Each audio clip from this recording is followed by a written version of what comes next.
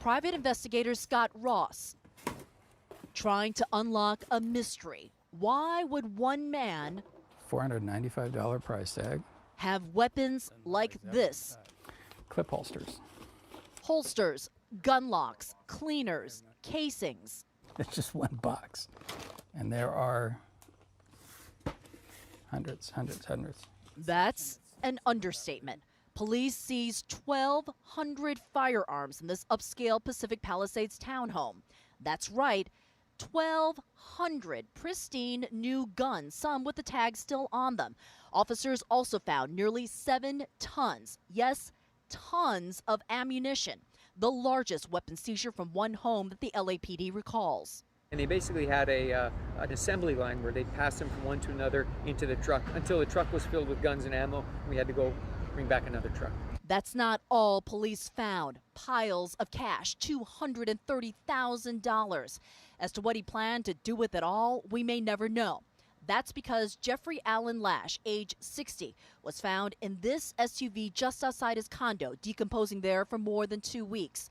Lash's life, intensely private, became public when his fiancée called lawyer Harlan Braun. I just assumed that she was a crazy lady who was coming up with some bizarre story. The story, as she told it, Lash worked for multiple secret government spy agencies. He collected weapons. Lash also suffered from cancer. And as it turns out, his fiancée is the one who helped him into the car, putting a blanket over his body. When he died, Lash promised his fiancée his, quote, people would take care of everything, taking away his body and his guns. She believed him? Absolutely. For 17 years she believed him. Probably very intelligent, very manipulative person. Or maybe it's actually true. Maybe she believed what was true. He wasn't a drug dealer, he wasn't a survivalist, he wasn't a gun merchant. It's inexplicable at this time. One of the many mystifying parts for investigators, Lash appeared to have no income, no job, no criminal record, no family. But you can't just dismiss him as a hoarder because he amassed a weapons collection worth millions. So who is Jeffrey Allen Lash? Just a nice, ordinary guy with a fascination for weapons. That may be, but even Lash's own attorney of 30 years can't explain where he got all the money. We never spoke about what he did for a living, and that's because I had the impression he didn't do anything for a living. I cannot believe this. It's worse than a Twilight Zone movie, and we've lived through hell. The mother of a missing Oxnard woman, Dawn Van Bunker, believes that her daughter is in the middle of a mysterious death investigation tonight and may be having a mental breakdown. This past week, police found a man's decomposing body in an SUV parked in the Palisades. And at a townhouse down the street, they found hundreds of guns and tons of ammunition.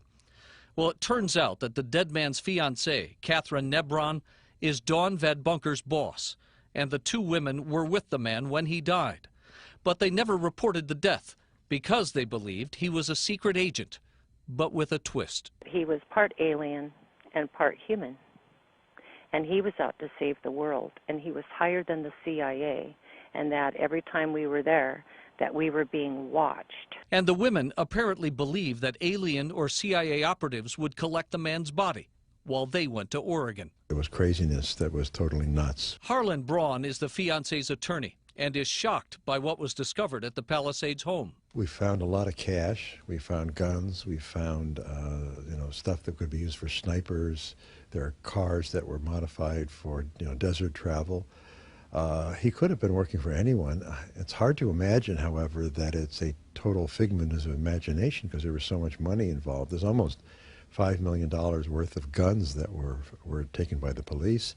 The police also uncovered 6.5 tons of ammunition at the one condo in the Palisades. Laura Van Bunker isn't quite sure why her daughter believes the alien secret agent story, but she wants her to come home now and get some help. That daughter, Dawn Van Bunker, who is 39, by the way, has yet to contact her parents or her two teenage daughters, and may still actually be up in Oregon. Meanwhile, the dead man, identified tonight as Jeff Lash, has other storage units that are still unopened. No telling what they may find in there.